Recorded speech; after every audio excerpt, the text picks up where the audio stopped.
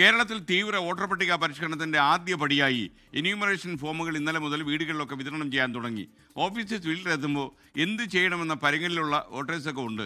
BLOമാർക്ക് രേഖകൾ നൽകേണ്ടതുണ്ടോ? ഇപ്പോൾ തന്നെ ഒരുപാട് സംശയങ്ങൾ നിങ്ങൾക്ക് ഇതുമായി ബന്ധപ്പെട്ടുണ്ടാകും. പ്രത്യേകിച്ച് SIR കുറച്ചധികം വിവാദങ്ങൾ ക്ഷണിച്ചു വരുത്തിയ പശ്ചാത്തലത്തിൽ വോട്ടർ പട്ടിക പരിഷ്കരണം ഓരോ ഘട്ടത്തിലും എങ്ങനെയായിരിക്കും എന്ന് വിശദീകരിക്കുന്ന ഒരു എക്സ്പ്ലെയിനറുമായി ജിഷ്ണു രവീന്ദ്രൻ നമുക്കൊപ്പം ചേരുന്നു. ഗുഡ് മോർണിംഗ് ജിഷ്ണു, പറയൂ.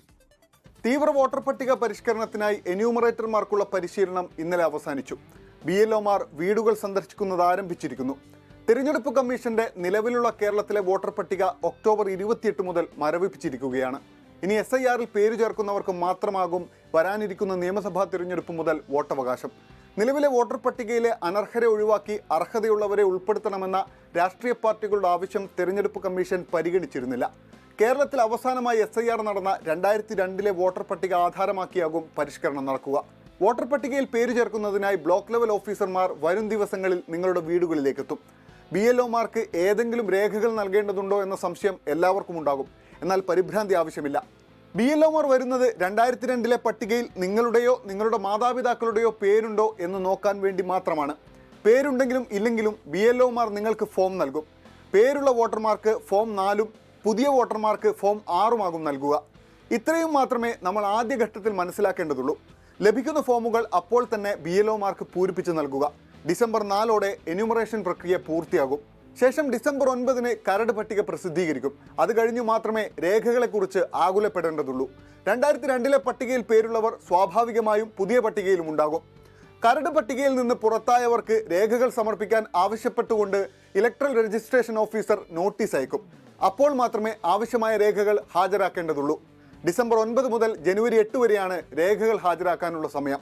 പൗരത്വം തെളിയിക്കുന്നതിന് തിരഞ്ഞെടുപ്പ് കമ്മീഷൻ അംഗീകരിച്ച 12 രേഖകളിൽ ഏതെങ്കിലും ഒന്ന് ഹാജരാക്കണം.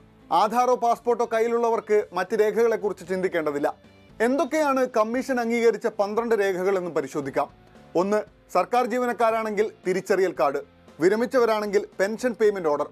2. സർക്കാർ, തദ്ദേശ സ്വയംഭരണ സ്ഥാപനങ്ങൾ, ബാങ്കുകൾ, പോസ്റ്റ് ഓഫീസുകൾ, LIC, പൊതുമേഖലാ ബാങ്കുകൾ എന്നിവ 1987 മുമ്പ് നൽകിയ തിരിച്ചറിയൽ കാർഡ്. 3. ജനന സർട്ടിഫിക്കറ്റ്. 4. പാസ്പോർട്ട്. 5. അംഗീകൃത ബോർഡുകളും സർവകലാശാലകളും നൽകുന്ന വിദ്യാഭ്യാസ സർട്ടിഫിക്കറ്റ്. 6. സ്ഥിരതാമസം തെളിയിക്കുന്ന സംസ്ഥാന സർക്കാർ സർട്ടിഫിക്കറ്റ്. 7. വനാവകാശ സർട്ടിഫിക്കറ്റ്. 8. ജാതി സർട്ടിഫിക്കറ്റ്. 9. ദേശീയ പൗരത്വ രജിസ്റ്റർ ബാധകമാകുന്നിടത്ത് അതിൻ്റെ പകർപ്പ്. 10. സംസ്ഥാനം തയ്യാറാക്കുന്ന ഫാമിലി രജിസ്റ്റർ. 11. സർക്കാർ ഭൂമിയോ വീടോ അനുവദിച്ചതിൻ്റെ സർട്ടിഫിക്കറ്റ്. 12. ആധാർ കാർഡ്. ഇനി പ്രധാനപ്പെട്ട തീയതികൾ ഏതൊക്കെയാണെന്ന് നോക്കാം. നവംബർ 4 മുതൽ ഡിസംബർ 4 വരെ വീട് വീടാന്തരം അപേക്ഷാ ഫോറം വിതരണം ചെയ്യപ്പെടും. ഡിസംബർ 9-ന് SIR കരട് വോട്ടർ പട്ടിക പ്രസിദ്ധീകരിക്കും. ഡിസംബർ 9 മുതൽ ജനുവരി 8 വരെ വോട്ടർ പട്ടികയിലെ പരാതികളും ആക്ഷേപങ്ങളും സമർപ്പിക്കാം. ഡിസംബർ 9 മുതൽ ജനുവരി 31 വരെ പരാതികളിൽ നോട്ടീസും ഹിയറിംഗും പരിശോധനയും നടക്കും. 2026 ഫെബ്രുവരി 7-ന് SIR അന്തിമ വോട്ടർ പട്ടിക പ്രസിദ്ധീകരിക്കും. Okay, thank you. നമുക്കൊപ്പം ചേർന്ന് ജിഷ്ണു രവീന്ദ്രനാണ്. കുറെ കാര്യങ്ങളൊക്കെ മനസ്സിലായില്ലേ?